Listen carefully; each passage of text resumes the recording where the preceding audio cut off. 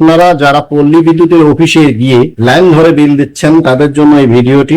আপনারা ভিডিওটি দেখলে নিজেই নিজের মোবাইল থেকে বাড়িতে ঘরে বসেই আপনারা আপনাদের পল্লী বিদ্যুতের বিল পরিশোধ করতে পারবেন। ছোট্ট একটা বিকাশ অ্যাপস এর মাধ্যমে আপনি এই বিলটি পরিশোধ করতে পারবেন। তো কিভাবে করবেন আপনারা দেখেন, একে একে আমি প্রসেস গুলো দেখাচ্ছি। প্রথমে আপনারা আপনাদের বিকাশ অ্যাপসটিতে লগ ইন করবেন। এখানে বিকাশে ক্লিক করলাম, এখানে ডিভাইস লোকেশন চাচ্ছে, নো থ্যাঙ্কস এ ক্লিক করে দিলাম। এরপর বিকাশের পিন নাম্বারটি দিয়ে দিচ্ছি। দেওয়ার পর পরবর্তী এখানে ক্লিক করলাম। বিকাশ অ্যাপসটিতে আমি লগ ইন করতেছি। এই যে বিকাশ অ্যাপসটি চলে এসেছে। এখানে এসে আপনারা সরাসরি দেখেন এই যে এখানে এই যে পে বিল, এই পে বিলে আপনারা ক্লিক করবেন। এই পে বিলে ক্লিক করার পর আপনারা একটু নিচে আসবেন, দেখেন বিদ্যুৎ, এই এখানে আপনারা ক্লিক করবেন। দেখেন এখানে এসে আপনি পল্লী বিদ্যুৎ প্রিপেইড, পল্লী বিদ্যুৎ পোস্টপেইড, তো এটা হচ্ছে পল্লী বিদ্যুৎ পোস্টপেইড। এই পোস্টপেইডে আপনারা ক্লিক করবেন।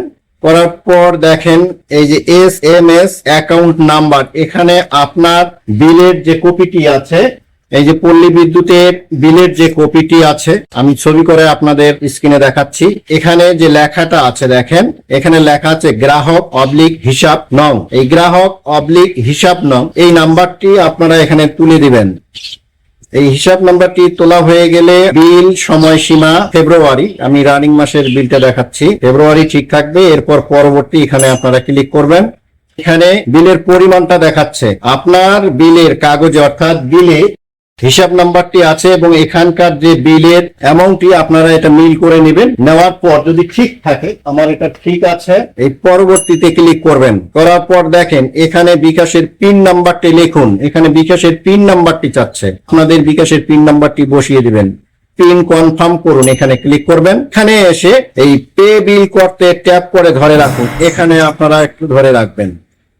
দেখেন এটা বিকাশ বিল পে হয়ে গেল। এরপর মেসেজ চলে এসেছে, অর্থাৎ বিলটি দেওয়া হয়ে গেল। এরপর পরবর্তী এখানে আপনারা ক্লিক করবেন। করলে দেখেন এখানে রিসিপ্ট, অর্থাৎ এখানে রিসিপ্ট কপি, আপনার এই বিলের রিসিপ্ট কপিটি আপনারা এখানে ক্লিক করলে ডাউনলোড হয়ে যাবে। আপনি এখানে ডাউনলোড করে রাখতে পারেন। এই যে রিসিপ্ট, এখানে এই যে ডাউনলোড করে রাখবেন, ক্লিক করবেন, বিলের রিসিপ্টটি আপনার ডাউনলোড হয়ে থাকবে। দেখেন এখানে আপনার বিলের রিসিপ্ট কপিটি এখানে ডাউনলোড হয়ে আছে। আপনি পরবর্তীতে বিলের কোনো ঝামেলা হলে এই রিসিপ্ট টোকেনটি আপনি দেখাতে পারবেন। এখানে ব্যাগে যা, এই যে দেখেন বিল অ্যাকাউন্টের নাম, এখানে আপনার যে নামে বিলটি আছে, যার নামে সেই নামটি আপনি এখানে তুলে দিতে পারেন, লিখে রাখবেন, অর্থাৎ সেভ করে রাখবেন। আমি এখানে লিখে রাখতেছি,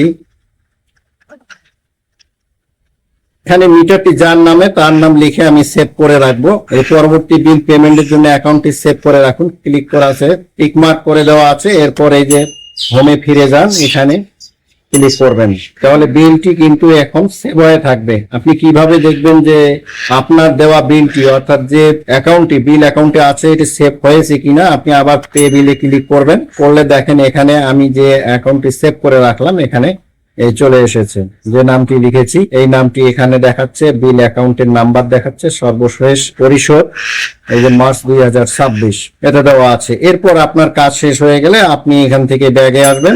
ব্যাগে আসার পর আপনি এখান থেকে বিকাশের অ্যাপস থেকে বেরিয়ে আসবেন। তো ভিডিওটি আপনাদের যদি কোনো উপকারে লাগে অবশ্যই চ্যানেলটি সাবস্ক্রাইব করবেন এবং পাশে থাকা বেল আইকনটি অল করে রাখবেন। পাশাপাশি আপনারা কোন ধরনের ভিডিও দেখতে চান আপনারা কমেন্টস বক্সে লিখবেন, আমি আপনাদের পছন্দ মতো ভিডিও দেওয়ার চেষ্টা করব। ধন্যবাদ।